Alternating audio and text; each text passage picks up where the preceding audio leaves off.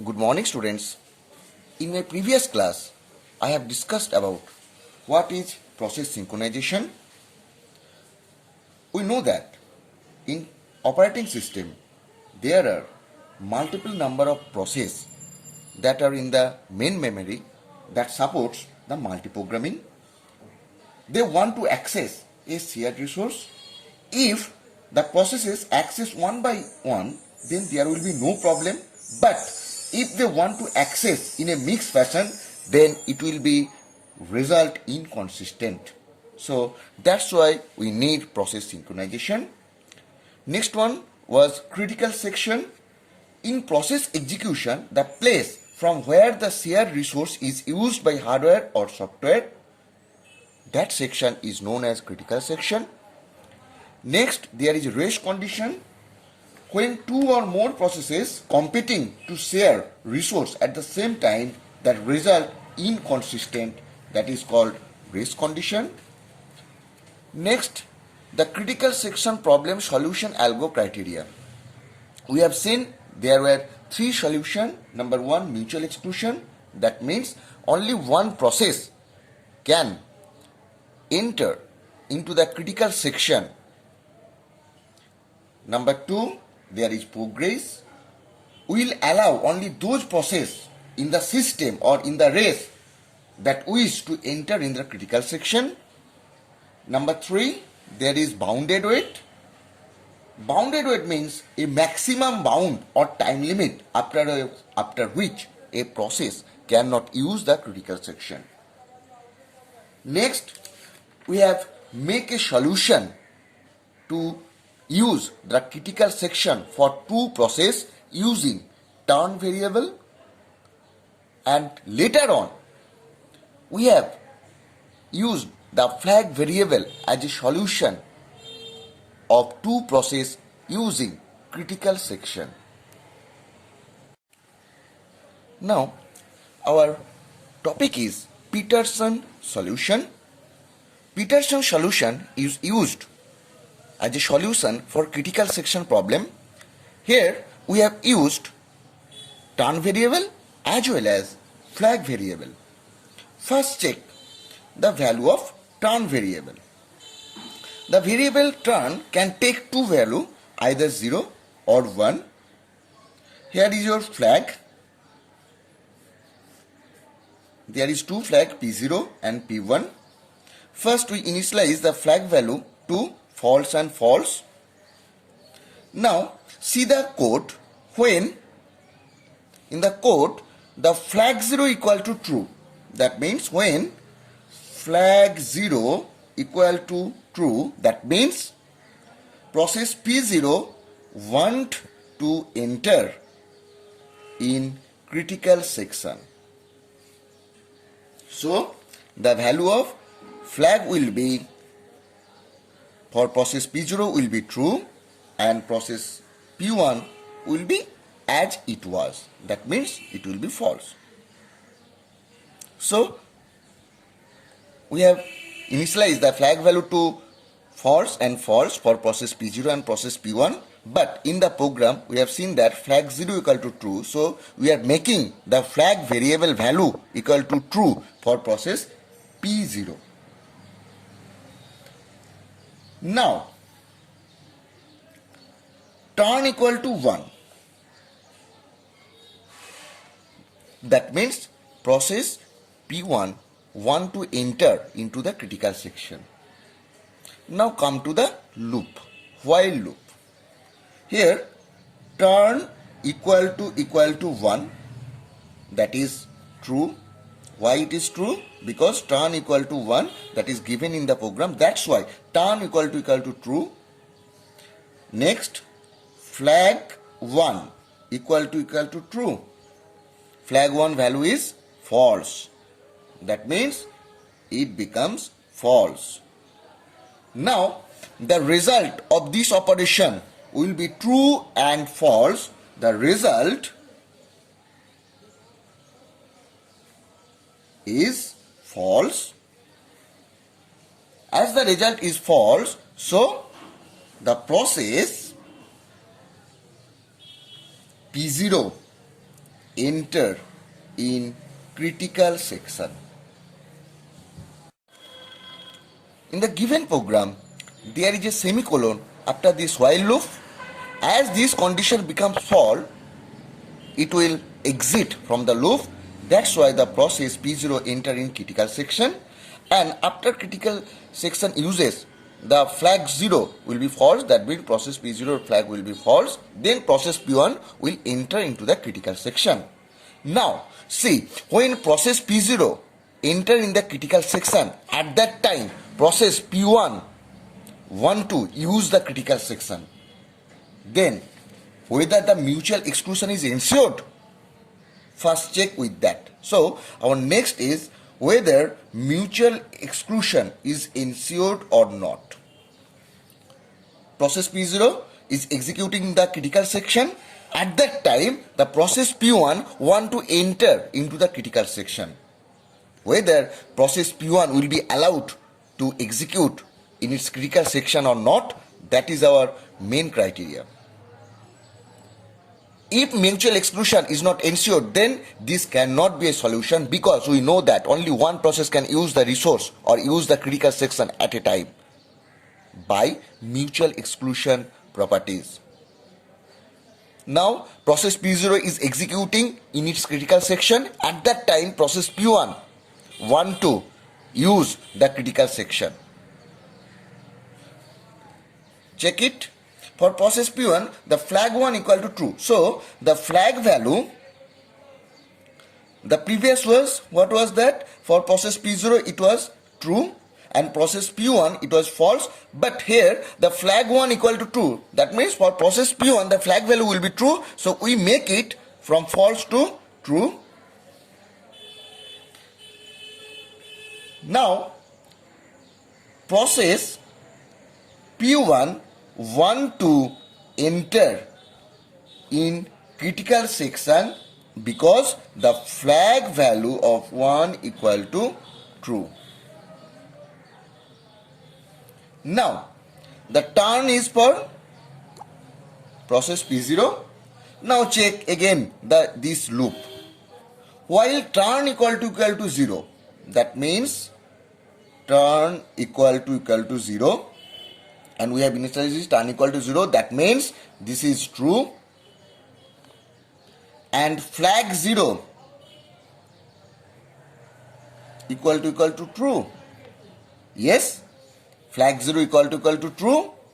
From here we can see that flag 0 variable value is true, so it becomes also true. So the result will be true and true. So the result will be true. That means there will be an indefinite loop or infinite loop. That result, process P1 stuck.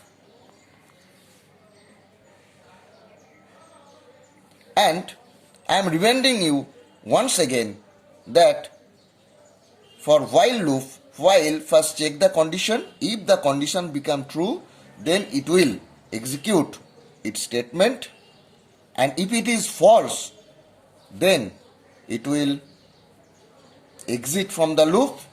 Now here it is true, there is no statement, so it will continuously loop.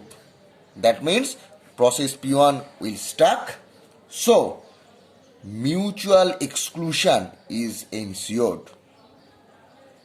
Now we can conclude that using Peterson's solution, that is using two variable turn and flag, we can ensure mutual exclusion.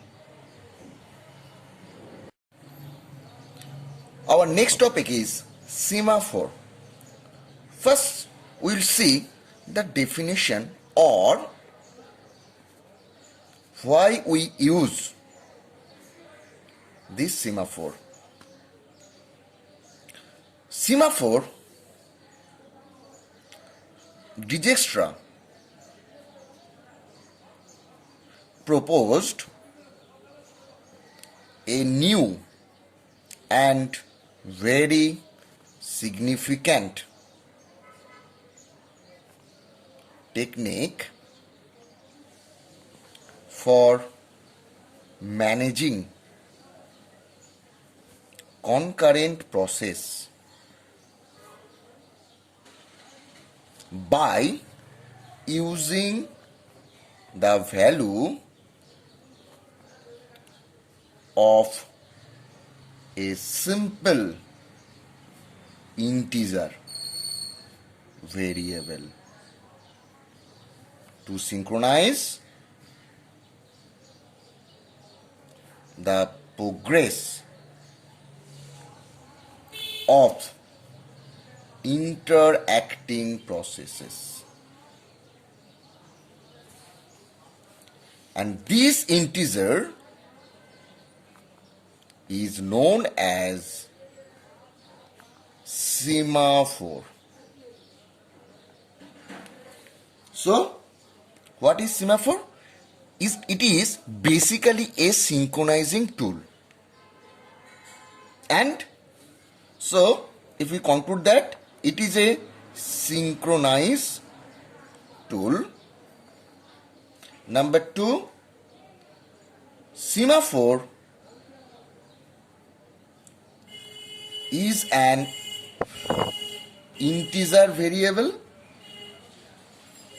Number 3, apart from initialization,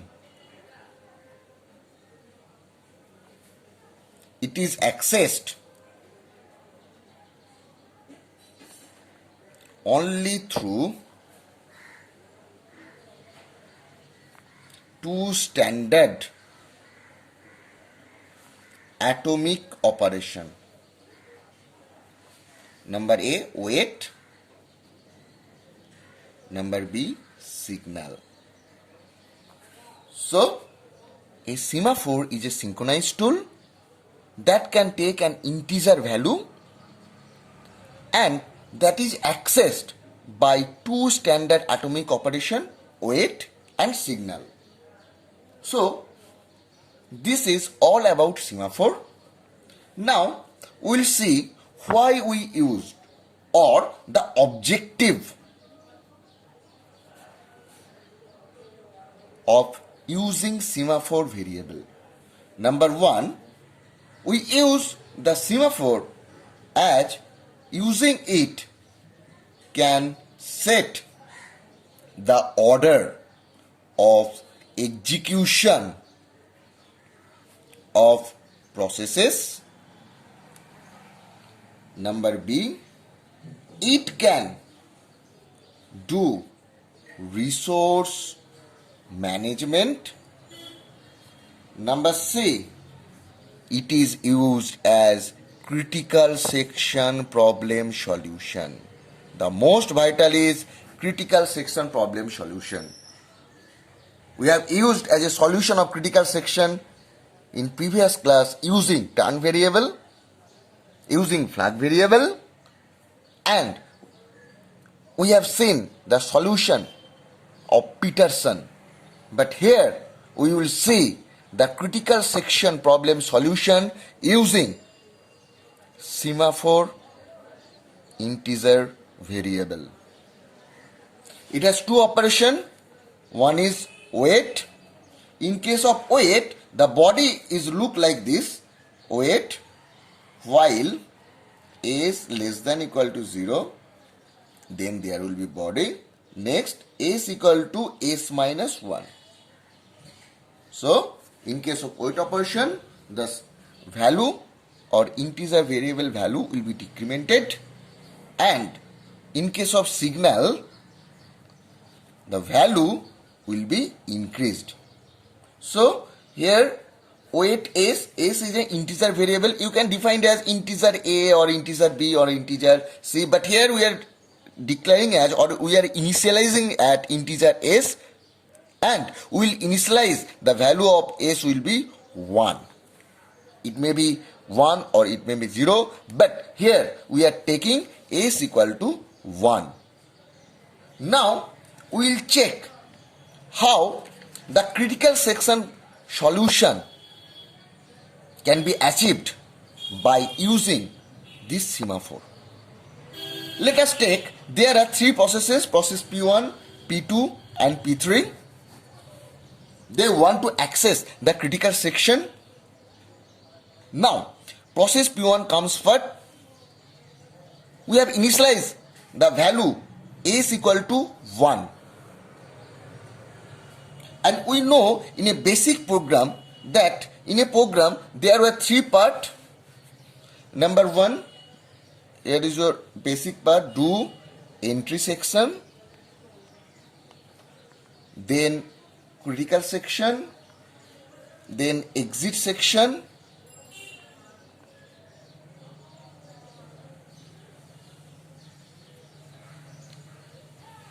now this entry section is replaced by wait S, and this exit section is replaced by signal S. So this was the basic program, do entry section, then use the critical section, then exit section, but the wait signal can be replaced, or the entry section is replaced by using wait, and the exit is replaced by using signal. Now process P1 want to enter in the critical section, so the value of S equal to 1, it will check 1 less than equal to 0. It is a false. So it will exit from the loop, as there are no body, so it will exit from the loop, and by this way it will decrement the value, that means S equal to 0, and it will enter into critical section. And suppose the process P0 executing in its critical section, at that time context switch happen.